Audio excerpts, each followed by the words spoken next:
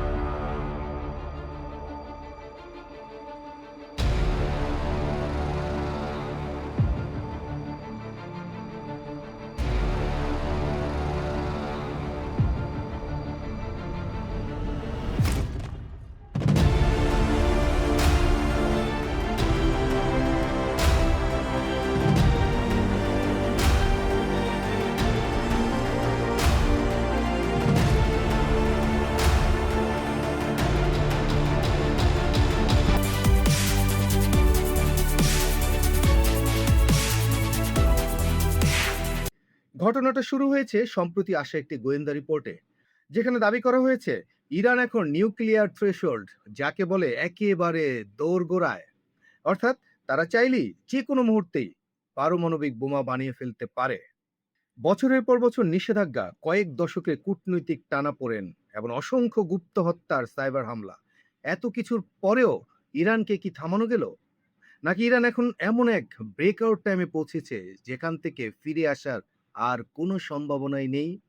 আন্তর্জাতিক পারমাণবিক শক্তি সংস্থা বা আইএই এর তথ্য মতে ইরানের কাছে এখন যে পরিমাণ ইউরেনিয়াম মজুদ আছে তা দিয়ে খুব সহজে মাত্র কয়েকদিনই তৈরি হয়ে যেতে পারে একাধিক নিউক্লিয়ার বোমা। সবচেয়ে ভয়াবহ তথ্য যেটি হলো, ইরান তাদের ইউরেনিয়াম সমৃদ্ধিকরণ 60% উন্নীত করেছে। কেন এই খবরটি পুরো বিশ্বের জন্য এক মহাবিপদ সংকেত? চলুন গভীরে যাওয়া যাক। ব্যাপারটা একটু বুঝে বলছি দর্শক, মনে রাখবেন, পারমাণবিক বোমা বানানোর জন্য প্রয়োজন প্রকৃতি থেকে পাওয়া ইউরেনিয়ামকে প্রায় 90% পর্যন্ত সমৃদ্ধকরণ। ইরান যেখানে 60% পর্যন্ত ইতিমধ্যে সমৃদ্ধকরণ করে ফেলেছে। কিন্তু বিশেষজ্ঞদের মতে 60 থেকে 90-এ পৌঁছানো কোনো বড় ধরনের চ্যালেঞ্জই নয়। এটি শুধুই মাত্র সময়ের ব্যাপার। আর এই সময়টাই এখন পশ্চিমাদের জন্য জমদূত হয়ে দাঁড়িয়েছে। এটি অনেকটা 100 মিটার দৌড়ের শেষ 10 মিটারের মতো। ইরান এখন সেই ফিনিশিং লাইনের একদম কাছে। বিশেষজ্ঞদের মতে ইরানের বর্তমান সেন্ট্রিফিউজগুলো এতই শক্তিশালী যে বোমা তৈরির প্রয়োজনীয় ইউরেনিয়াম পেতে তাদের লাগবে মাত্র 1 সপ্তাহের মতো। অর্থাৎ বিশ্ব কিছু বুঝে ওঠার আগেই ইরান হয়ে যেতে পারে এই 10 নাম্বার নিউক্লিয়ার স্টেট। অনেকেই প্রশ্ন করতে পারেন, 1 সপ্তাহ কি আসলে বোমা বানানো সম্ভব? আসল হিসাবটা একটু সহজ করে দিই। ইরানের মাটির নিচে রয়েছে হাজার হাজার অত্যাধুনিক সেন্ট্রিফিউজ। এই সেন্ট্রিফিউজগুলোই প্রাকৃতিক ইউরেনিয়াম থেকে পারমাণবিক বোমা তৈরির জন্য প্রয়োজনীয় হালকা এবং মূল্যবান উপাদানগুলোকে আলাদা করে ইউরেনিয়ামকে সমৃদ্ধ করে। এই সেন্ট্রিফিউজগুলো দিন রাত কাজ করে যাচ্ছে ইউরেনিয়ামকে সমৃদ্ধকরণ করতে। 2015 সালের পারমাণবিক চুক্তি এখন ইতিহাসের পাতায়। ইরান এখন আর কোনো আন্তর্জাতিক বিধিনিষেধ মানছে না। তাদের কাছে যে IR-6 সেন্ট্রিফিউজ আছে তা আগের তুলনায় অনেক গুণ দ্রুত কাজ করে। সামরিক বিশেষজ্ঞরা বলছেন, ইরান যদি আজ সিদ্ধান্ত নেয় তারা বোমা বানাবে, তবে তাদের শুধু সুইচটা অন করলেই হবে। বাকি কাজটা তাদের এই শক্তিশালী প্রযুক্তি করে দেবে। আর এই ব্রেকিং টাইম বা এই সময়টাই এখন নেমে এসেছে মাত্র 1 সপ্তাহে, যা আগে ছিল কয়েক মাস বা কয়েক বছর পর্যন্ত। কেন ওয়াশিংটন এবং তেল আবিব সবাই এখন আতঙ্কে ভুগছে? কারণ পারমাণবিক ইরান মানেই হচ্ছে মধ্যপ্রাচ্যের ক্ষমতার ভারসাম্য চিরতরে বদলে যাওয়া। ইসরায়েল কয়েকবার হুঁশিয়ার দিয়েছে যেখানে তারা ইরানকে কখনোই পরমাণু শক্তি অর্জন করতে দেবে না। কিন্তু প্রশ্ন হলো, তারা কি আর এখন ইরানকে থামাতে পারবে? অপারেশন রাইজিং লায়নের মতো হামলাও ইরানের মনোবল ভাঙতে পারেনি, উল্টো তাদের পারমাণবিক স্থাপনাগুলোকে পাহাড়ের আরো গভীরে নিয়ে লুকিয়ে ফেলেছে ইরান। সেখানে সাধারণ মিসাইল পৌঁছানো প্রায় অসম্ভব। আমেরিকার সিআইএ এবং ইসরায়েলের মোসাদ সবাই এখন 24 ঘন্টা নজরদারি চালাচ্ছে, কিন্তু তেহরানের গোপন বাংকারগুলো এখন এক দুর্ভেদ্য রহস্য। পশ্চিমা নেতাদের ঘুম হারাম হওয়ার এটাই হচ্ছে মূল কারণ। তারা জানে হাতের সময় খুব কম। একবার ইরান বোমা বানিয়ে ফেললে পুরো খেলার নিয়মটাই বদলে যাবে, হাতছাড়া হয়ে যাবে সমস্ত সুযোগ। ইরান যদি পরমাণু শক্তি অর্জন করে ফেলে তবে কি হবে? প্রথমত মধ্যপ্রাচ্যে এক নতুন স্নায়ুযুদ্ধ শুরু হবে। মধ্যপ্রাচ্যের পুরো সমীকরণটাই একেবারে রাতারাতি পাল্টে যাবে। সৌদি আরব, তুরস্ক তখন পরমাণু বোমার দৌড়ে নেমে যাবে। দ্বিতীয়ত, রাশিয়ার সাথে ইরানের যে ক্রমবর্ধমান সামরিক বন্ধুত্ব আমেরিকার জন্য এক বিশাল মাথা ব্যথার কারণ হয়ে দাঁড়াবে।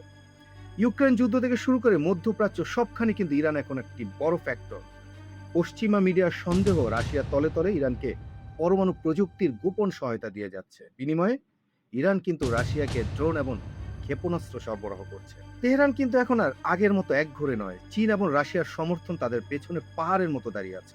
তাই পশ্চিমাদের জন্য এই যে নিষেধাজ্ঞা দিয়ে ইরানকে আর থামানো একেবারে কঠিন। যদি রাশিয়া, চীন, ইরান, উত্তর কোরিয়া এই 4 অক্ষ শক্তি এক হয়, তবে আমেরিকার একক আধিপত্যের শেষ দেখাটা হয়ে যাবে কিন্তু। আর পারমাণবিক ইরান মানে কিন্তু মধ্যপ্রাচ্যে সৌদি আরব আর তুরস্কের উপর স্নায়ুচাপ, পুরো অঞ্চল নীরব এক পারমাণবিক প্রতিযোগিতায় নেমে পড়বে।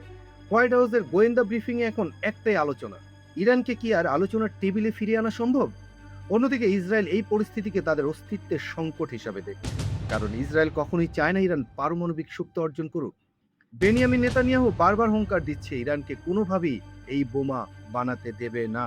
কিন্তু প্রশ্ন হলো, সামরিক হামলা কি ইরানকে আর থামাতে পারবে, নাকি হামলা হলে ইরান আরো দ্রুত বোমার দিকে এগুবে? এমনকি তারা পারমাণবিক পরীক্ষাও চালিয়ে ফেলতে পারে যে কোনো মুহূর্তে। তাই পশ্চিমারা এখন সরাসরি সংঘাত নাকি আলোচনার পথে হাঁটবে, নাকি ইরানকে পরমাণু শক্তি হিসেবে মেনে নিতে বাধ্য হবে, সেটি কিন্তু দেখার জন্য মুখিয়ে আছে বিশ্ব।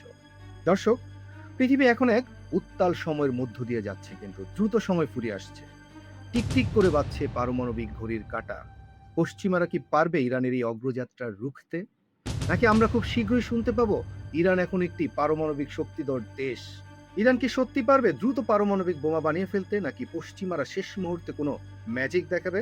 পশ্চিমারা কি আর বিশ্বাস রাখবে ইরানের সর্বোচ্চ নেতা আয়াতুল্লাহ খামেনির সেই কথা, পরমাণু অস্ত্র বানানো হারাম? কিন্তু ইরান বুঝেছে এই মুহূর্তে ভূ রাজনীতিতে হারাম আর হালালের চেয়ে নিরাপত্তা আর অস্তিত্বই সবচেয়ে বেশি প্রাসঙ্গিক হয়ে উঠেছে। যদি ইরান পরমাণু ক্লাবে ঢুকে পড়ে, তবে বিশ্ব এক নতুন এবং ভয়ঙ্কর বাস্তবতার মুখোমুখি হবে, যেখানে বিশ্ব রাজনীতিতে কূটনীতির চেয়ে বোমার ভাষাই সবচেয়ে বেশি প্রাধান্য পাবে। দর্শক, কমেন্ট করে জানান আপনার মূল্যবান মতামত, সমালোচনা করুন প্রাণ খুলে, আর যুক্তিতর্কে জানিয়ে দিন আপনার প্রতিক্রিয়া। এই ধরনের আরো ভিডিও পেতে আমাদের সাবস্ক্রাইব করে রাখুন, আর ভিডিওটি ভালো লাগলে অবশ্যই লাইক এবং শেয়ার করে দিন। আজ এই পর্যন্তই, দেখা হবে পরবর্তী ভিডিওতে। সেই পর্যন্ত সবাই ভালো থাকুন। ধন্যবাদ।